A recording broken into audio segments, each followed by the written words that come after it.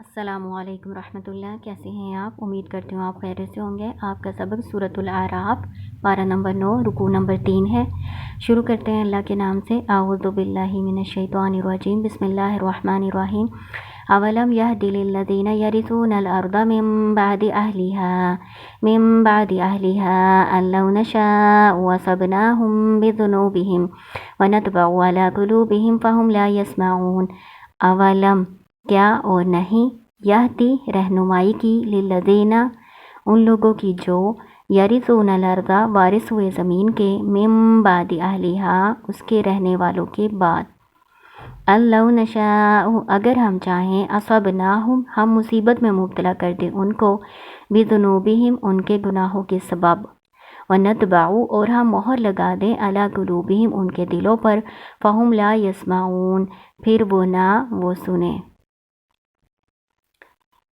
اس سے پہلے جو آپ نے رکوع پڑھا ہے نا، اس میں اللہ تعالیٰ بتا رہے ہیں کیا بستیوں والے اس بات سے بے خوف ہو چکے ہیں کہ اللہ تعالیٰ کا عذاب ان پر آ جائے بے خبری میں، یا پھر ان کے کام کاج میں مشغول ہوئے وقت اس وقت اللہ کا عذاب آ جائے تو اللہ تعالیٰ ان پر عذاب لانے پر قادر ہے؟ کیا وہ اللہ کی پکڑ سے بے خوف ہو رہے ہیں؟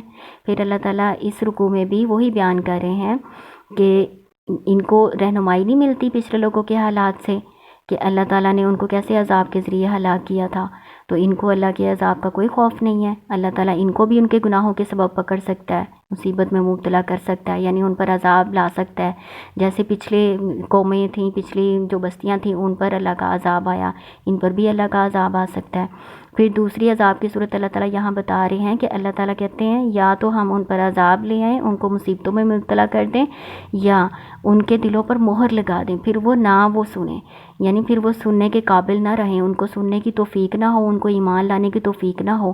جو دلوں پر مہر لگ جاتی ہے نا، یہ بھی سزا کی ایک صورت ہے کہ ہم اللہ تعالیٰ کی نافرمانیاں کرتے ہیں، ہم سمجھتے ہیں اللہ کی کون سی پکڑ آ رہی ہے، تو یہ بھی ایک سزا کی ایک صورت ہے کہ انسان کو اللہ کی عبادت کی توفیق نہ ہو، ٹھیک ہے نا، حق بات کو وہ سننے کے قابل نہ رہیں، اللہ کی اطاعت کے قابل نہ رہیں، ان کو اس بات کی توفیق ہی نہ ہو کہ وہ اللہ کے آگے جھکے، اللہ کی اطاعت کریں، اللہ کی فرما برداری کریں۔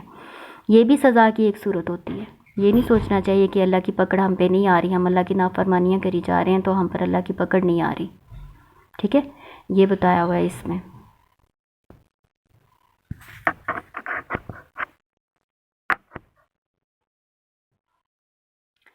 تلک القریٰ یہ بستیاں، نقص ہم بیان کرتے ہیں، علیکا آپ پر، من انبائہا اس کی خبروں میں سے، ہم اس کی خبریں آپ پر بیان کرتے ہیں۔ وَلَقَدْ جَاءَتْهُمْ رُسُلُهُمْ بِالْبَيِّنَاتِ اور بلا شبہ آئے ان کے پاس ان کے رسول، بالبینات واضح نشانیوں کے ساتھ، فما كانوا پس نہیں تھے وہ، لیؤمنوا کہ وہ ایمان لاتے، بما باوجہ اس کے، کذبوا من قبل جو انہوں نے جھٹلا دیا اس سے پہلے۔ اللہ تعالیٰ کہہ رہے ہیں کہ ان کے پاس ان کے رسول واضح نشانیاں لے کر آئے تھے، معجزات لے کر آئے تھے، لیکن وہ اس پر ایمان نہ لائے، ان کو توفیق نہ ہوئی ایمان لانے کی۔ اس کی وجہ بھی اللہ تعالیٰ نے بتا دی ہے، اس کی وجہ سے کہ وہ اس کو پہلے جھٹلا چکے تھے، جب پہلے انہوں نے بغیر سوچے سمجھے انکار کر دیا نا، پھر ان کو توفیق نہ اللہ تعالیٰ نے دی کہ وہ ایمان لائیں، ٹھیک ہے نا۔ اللہ تعالیٰ کا کیا دستور ہے؟ اللہ تعالیٰ کا دستور یہ ہے کہ اللہ تعالیٰ جب تک کسی قوم میں اپنا نبی یا رسول نہیں نہ بھیجتے تھے تو اللہ تعالیٰ عذاب نہیں نازل کرتے، ٹھیک ہے نا۔ تو اللہ تعالیٰ نے اپنے اصول کے تحت ان کے پاس رسول بھیجے تھے، انبیاء بھیجے تھے، جب انہوں نے انکار کر دیا نا تو پھر ان پر عذاب آیا، ٹھیک ہے نا۔ تو یہاں پہ اللہ تعالیٰ نے وجہ بھی اللہ تعالیٰ نے ساتھ بتا دی ہے کہ وہ جو پہلے انکار کر چکے تھے نا بغیر سوچے سمجھے، اس کی وجہ سے ان کے دلوں پر مہر لگ گئی اور پھر ان کو ایمان لانے کی توفیق نہ ہوئی۔ کذالک یطبع اللہ علی قلوب الکافرین اسی طرح سے اللہ مہر لگا دیتا ہے کافروں کے دلوں پر۔ مہر سے وہی مراد ہے، مہر ہے یا زنگ ہے، وہ کیوں لگ جاتی ہے؟ انسان کے اپنے اعمال سے، جب انہوں نے بار بار انکار کیا حق بات کا تو پھر ان کو توفیق نہ ہوئی، ان کے دلوں پر زنگ لگ گئے، ٹھیک ہے نا۔ حدیث میں اس بارے میں بیان کیا جاتا ہے، آپ صلی اللہ علیہ وسلم نے فرمایا، میں اس کا مفہوم آپ کو بتا دیتی ہوں حدیث کا، کہ جب کوئی انسان گناہ کرتا ہے نا تو اس کے دل پر ایک سیاہ نقطہ لگ جاتا ہے، جب انسان توبہ استغفار کر لیتا ہے تو پھر وہ سیاہ نقطہ ہٹ جاتا ہے، لیکن اگر وہ توبہ استغفار نہیں کرتا تو وہ نقطے بڑھتے جاتے ہیں اس پر، یہاں تک کہ وہ دلوں کا زنگ بن جاتا ہے۔ اسی کو مہر اللہ تعالیٰ نے کہا ہے، اسی کو دلوں کا زنگ کہا ہے۔ تو اس طرح سے ان کے بار بار انکار کرنے کی وجہ سے ان کے دلوں پر مہر لگ گئی۔ اللہ تعالیٰ کہہ رہے ہیں اس طرح پھر ہم مہر لگاتے ہیں۔ وما وجدنا، اور نہیں ہم نے پایا، لأکثرہم من عہد، ان میں سے اکثر میں کوئی عہد، یعنی عہد کا پاس، عہد کا لحاظ ہم نے نہیں پایا، یعنی وہ اپنے عہد کو پورا کرنے والے نہیں تھے۔ کون سا عہد یہاں مراد ہے؟ یہاں پہ جو اللہ تعالیٰ سے ہم وعدہ کر کے آئے ہیں، عہد الست جس کو کہتے ہیں، وہ والا وعدہ۔ عہد الست کیا ہوتا ہے، وعدہ الست کیا ہوتا ہے، یہ میں آپ کو پہلے بتا چکی ہوں، ٹھیک ہے نا۔ تو وعدہ الست یا تو اس سے مراد ہے، یا پھر وہ جو اپنے انبیاء سے کرتے تھے کہ آپ اللہ تعالیٰ سے دعا کریں کہ ہم سے عذاب ہٹ جائے پھر ہم ایمان لے آئیں گے، تو جب عذاب اللہ تعالیٰ ہٹاتے تھے تو پھر وہ نافرمانیاں کرنے لگ جاتے تھے، پھر کفر میں لوٹ جاتے تھے، ٹھیک ہے نا۔ تو یہاں پہ یا تو اللہ سے کیا ہوا عہد ہے یا اپنے انبیاء سے کیا ہوا ان کا عہد ہے کہ اس کو وہ توڑ دیتے تھے، اس کو لحاظ نہیں اس کا کرتے تھے، عہد کو پورا نہیں کرتے تھے۔ وَإِن وَجَدْنَا أَكْثَرَهُمْ لَفَاسِقِينَ، اور بلا شبہ ہم نے پایا ان میں سے اکثر کو نافرمان۔ ثم پھر بعثنا، ہم نے بھیجا من بعدہم موسیٰ، بعد ان کے موسیٰ علیہ السلام کو، بآیاتنا، اپنی واضح نشانیوں کے ساتھ، الی فرعون، فرعون کی طرف، وملئہ، اور اس کے سرداروں کی طرف، فظلموا بہا، پس انہوں نے ظلم کیا ساتھ اس کے۔ فانظر، پس دیکھو، کیف کان عاقبۃ المفسدین، کیسا ہوا انجام مفسدین کا، فساد پھیلانے والوں کا۔ اللہ تعالیٰ کہہ رہے ہیں کہ ان انبیاء کے بعد، ان رسولوں کے بعد ہم نے موسیٰ علیہ السلام کو اپنی واضح نشانیوں کے ساتھ بھیجا۔ موسیٰ علیہ السلام کو اللہ تعالیٰ نے جب فرعون کے پاس بھیجا تھا نبوت دے کے، اس وقت ان کو 2 معجزات دیے تھے، پھر اللہ تعالیٰ نے 7 اور دیے، کل 9 معجزات موسیٰ علیہ السلام کو اللہ تعالیٰ نے دیے، اور ان کو فرعون اور ان کے سرداروں کی طرف بھیجا۔ فظلموا بہا، پس انہوں نے ظلم کیا ان کے ساتھ، یعنی ان نشانیوں کو دیکھ کر بھی وہ ان پر ایمان نہ لائیں۔ ظلم کیا ہوتا ہے؟ جو کسی چیز کا حق بنتا ہے وہ اس کو نہ دینا، کسی چیز کو اس کے موضوع مقام پر نہ رکھنا، ظلم کہلاتا ہے، ٹھیک ہے نا۔ تو آیات کا یا نشانیوں کا کیا حق تھا کہ ان پر ایمان لایا جاتا ہے نا، ان کو مانا جاتا، تو انہوں نے اس کو جھٹلایا، نہیں مانا، مذاق اڑایا، انکار کیا، تو یہ انہوں نے پھر آیات کے ساتھ ظلم کیا۔ فانظر، پس دیکھو، کیف کان عاقبۃ المفسدین، کیسا ہوا انجام پھر فساد پھیلانے والوں کا، یعنی فرعون اور اس کے سرداروں کا پھر اللہ تعالیٰ نے کیا انجام کیا، ان کو کیسے سزا دی، دیکھو پھر اس سے عبرت حاصل کرو۔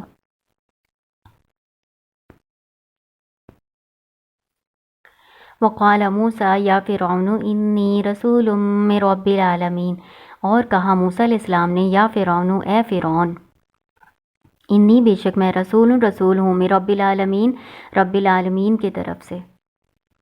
موسیٰ علیہ السلام کو اللہ تعالیٰ نے بھیجا نا، اوپر آپ نے پڑھا فرعون کی طرف بھیجا، تو موسیٰ علیہ السلام فرعون کے پاس آئے، اس کو کہا اے فرعون، یا جو ہے نا حرف ندا ہے، اور فرعون یہ اس کا منادہ ہے، جب ایک ہی منادہ ہو نا تو وہ رفع شکل میں آتا ہے، یعنی اس کے اوپر پیش آتی ہے، ٹھیک ہے نا۔ یہ آپ نے یاد رکھنا ہے، ندا اور منادہ جب اکیلا ہوگا تو وہ رفعی حالت میں آئے گا، یعنی پیش ہوگی اس کے اوپر۔ یا فرعون، اے فرعون، انی، بے شک میں، رسول ہوں، من رب العالمین، رب العالمین کی طرف سے۔ موسیٰ علیہ السلام نے فرعون کو بتایا کہ اللہ نے مجھے رسول بنا کر بھیجا ہے اور مجھے نشانیاں دے کے بھیجا ہے۔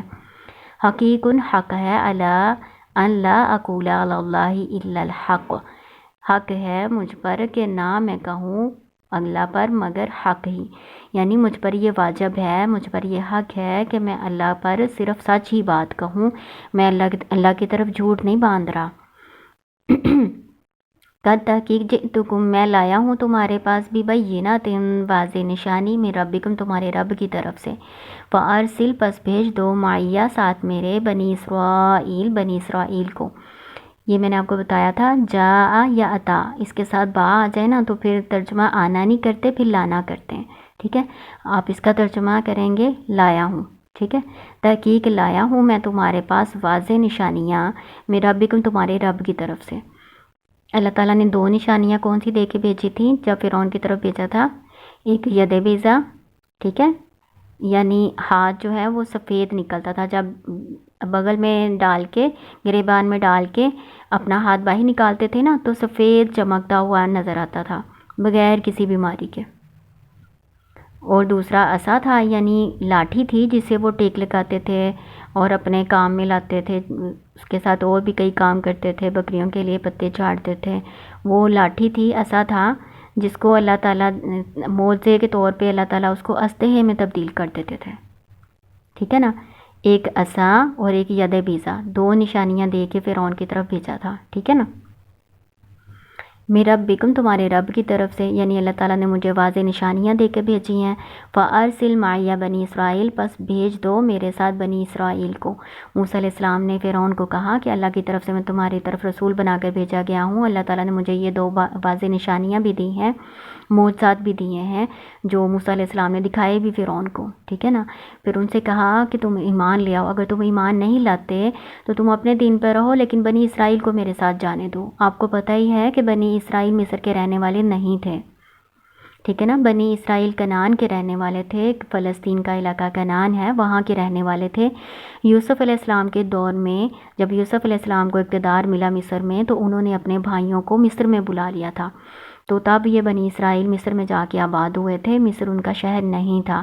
اب موسیٰ علیہ السلام ان کو کہہ رہے ہیں کہ بنی اسرائیل کو غلامی سے آزاد کر دو اور ان کو میرے ساتھ جانے دو، ہم اپنے ملک اپنے وطن واپس چلے جاتے ہیں۔ قال کہا، ان کنتا، اگر تو ہے، جیتا لایا بھی آیتن، کوئی نشانی، فاتی بہا، تو لے آؤ اس کو، ان کنتا، اگر تو ہے، من الصادقین، سچوں میں سے، ٹھیک ہے نا۔ یہ عطا کے ساتھ بھی با آئے گا نا، تو پھر اس کا بھی لانا کریں گے ترجمہ، جیسے جا کے ساتھ آتا ہے نا با، تو پھر بھی ہم لانا کرتے ہیں، اور عطا کے ساتھ با آ جائے تو تب بھی لانا۔ فرعون نے کہا، اگر تم کوئی نشانی لائے ہو تو دکھاؤ مجھے، لاؤ اس کو، اگر تم سچوں میں سے ہو، اگر تم سچے رسول ہو تو لاؤ، مجھے نشانی دکھاؤ۔ فَأَلْقَىٰ عَصَاهُ فَإِذَا هِيَ ثُعْبَانٌ مُّبِينٌ، پس ڈالا انہوں نے عصا اپنا، لاٹھی اپنی، فَإِذَا، تب وہ، ہیا وہ، ثُعْبَانٌ مُّبِينٌ، اژدہا بن گئی کھلا، پھر وہ واضح اژدہا بن گئی۔ یعنی ان کو بتایا نا کہ دو معجزے اللہ تعالیٰ نے دے کے بھیجے تھے، اس میں سے پہلا جو معجزہ تھا نا، عصا تھا، وہ اللہ کے حکم سے نا بڑے اژدہے میں تبدیل ہو جاتی تھی۔ اژدہا کیا ہوتا ہے؟ بڑا سا موٹا بڑا سانپ۔ اللہ تعالیٰ نے اس کو کہیں پہ ثعبان کہا ہے، کہیں پہ جان کہا ہے، کہیں پہ حیا کہا ہے، ٹھیک ہے نا۔ تو ثعبان کا مطلب بڑا سا سانپ ہوتا ہے، لیکن جو دنیا کا ثعبان ہوتا ہے نا، اس کی یہ خاصیت نہیں ہوتی۔ جو دنیا کا ہوتا ہے اژدہا، وہ بڑا سانپ ہوتا ہے، وہ کھا کے تو ایک ہی جگہ کہیں جا کے پڑ جاتا ہے، وہ اتنی پھرتیلی سے حرکت نہیں کر سکتا۔ تو جان کا لفظ جو اللہ تعالیٰ نے استعمال کیا ہے اس کے لیے، جان کا مطلب ہوتا ہے پتلا، باریک اور تیز اور پھرتیلا جانور، پھرتیلا سانپ۔ تو ہے تو وہ بڑا سا ثعبان کی مانند دکھتا تھا، لیکن وہ حرکت کرنے میں جان یعنی پھرتیلے سانپ کی مانند تھا۔ اس لیے اللہ تعالیٰ نے یہ الفاظ قرآن میں نا اس سانپ کے لیے استعمال کیے ہیں، جو در حقیقت تو لاٹھی تھی، عصا تھا، لیکن اللہ کی اذن سے وہ ثعبان میں بڑے سانپ میں تبدیل ہو جاتا تھا۔ وَنَزَعَ يَدَهُ فَإِذَا هِيَ بَيْضَاءُ لِلنَّاظِرِينَ، اور کھینچا یدہ اپنا ہاتھ، فائزہ، پس جب، یا وہ، بیضاء، سفید، للناظرین، دیکھنے والوں کے لیے۔ نازع کسی چیز کو کھینچ کر نکالنا ہوتا ہے، یعنی گریبان میں ڈال کے اپنا ہاتھ جب نکالتے تھے تو وہ سفید چمکدار ہو جاتا تھا لوگ دیکھنے والوں کے لیے، یعنی لوگوں کو بغیر کسی بیماری کے، بغیر کسی برس وغیرہ کی بیماری کے صاف سفید اور چمکدار لگتا تھا، نظر آتا تھا۔ تو یہ دو نشانیاں دے کے اللہ تعالیٰ نے بھیجا تھا موسیٰ علیہ السلام کو فرعون اور اس کے سرداروں کی طرف۔ یہ آپ کا رکوع مکمل ہو گیا ہے تیسرا۔ اللہ تعالیٰ آپ کو کامیاب کرے۔ السلام علیکم ورحمۃ اللہ۔